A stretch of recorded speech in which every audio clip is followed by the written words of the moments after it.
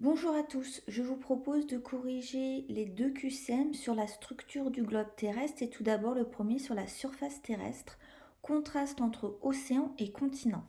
Première question, la croûte continentale est uniquement constituée, alors c'est constitué de roches magmatiques comme le granit, c'est également constitué de roches métamorphiques comme le gneiss ou le marbre, et encore de roches sédimentaires comme par exemple le calcaire ou le grès. Donc la bonne réponse est la réponse C.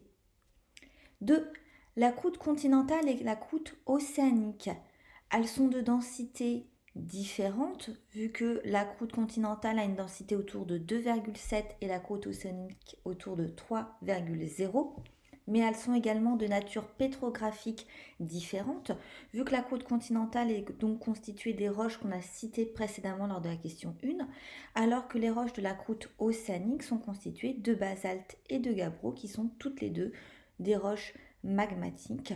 On a dessus des sédiments qui se sont déposés, donc par exemple du sable qui a été emporté du milieu continental vers le milieu océanique, ou encore des êtres vivants qui sont morts et qui ont sédimenté au niveau des fonds marins. Donc la bonne réponse est la réponse 2D. La répartition des reliefs terrestres est cette répartition, elle est bimodale et ça signifie qu'il existe deux altitudes fréquentes sur Terre. À L2, elle représente à peu près la moitié de la surface terrestre. On a tout d'abord pour les surfaces émergées à peu près plus 300 mètres d'altitude et pour les surfaces immergées à peu près moins 4800 mètres d'altitude. 4. La densité d'une roche. Eh ben, c'est le rapport entre la masse volumique de la roche et la masse volumique de l'eau. Or, vu qu'on divise une unité par la même sous-unité, eh ben, la densité d'une roche n'a pas d'unité. Question 5. Le basalte de la photo observé en lumière polarisée analysée ici, c'est quoi? C'est une structure microlithique, c'est-à-dire qu'on a des minéraux qui sont plus ou moins gros, certes, et qui sont noyés dans une pâte.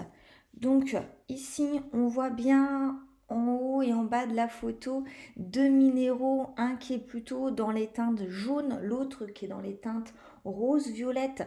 Ces minéraux ainsi que ceux qu'on retrouve en plus petits correspondent à des pyroxènes, alors qu'on voit d'autres minéraux qui forment des petites baguettes blanches, ça correspond à des feldspaths plagioclases, et donc on a l'impression un petit peu que c'est dans un ciel étoilé, qu'on a un fond noir, et bien ça correspond à la pâte, c'est-à-dire que ce sont des minéraux qui ne sont pas encore cristallisés. Pour le deuxième QCM sur la structure interne de la Terre, pour la question 1, la zone d'ombre sismique entre 104 et 142 degrés est due à une double réfraction de quoi? En fait, cette zone d'ombre sismique, ça veut dire qu'il n'y a aucune station qui arrive à enregistrer des ondes sismiques directes.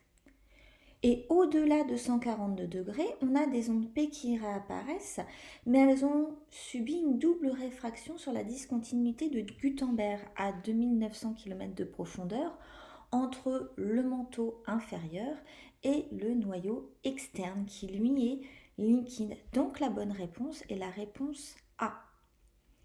La question 2. La vitesse de propagation d'une onde sismique peut dépendre. Eh bien, ça peut dépendre de deux éléments. Ça peut dépendre de la nature, tout d'abord de la roche, c'est-à-dire que si on a des roches différentes, eh bien dans ces cas-là, on aura une vitesse de propagation différente. Mais ça peut dépendre également de la rigidité de la roche. Or, la rigidité ou plasticité de la roche, puisque ici ces deux termes vont ensemble, et ben ça va plutôt dépendre de la température. Donc, la vitesse de propagation dépend de la nature de la roche, c'est-à-dire quel est le nom de la roche, quels sont les minéraux qui composent la roche, mais également de la température à laquelle la roche se trouve. Question 3. La lithosphère. Alors ça, c'est une question importante. Cette lithosphère, elle est moins ductile et moins déformable que la sténosphère, ou alors plus rigide que l'asténosphère, hein, puisque la lithosphère est inférieure à 1300 degrés. C'est la couche la plus superficielle qui va être découpée en plaques. Question 4. D'après le modèle PREM, on peut dire que on peut dire que le globe a une structure concentrique, un petit peu comme des poupées russes, avec des couches qui sont emboîtées les unes sur les autres. Dans la question 5, dans le manteau, les transferts thermiques se réalisent.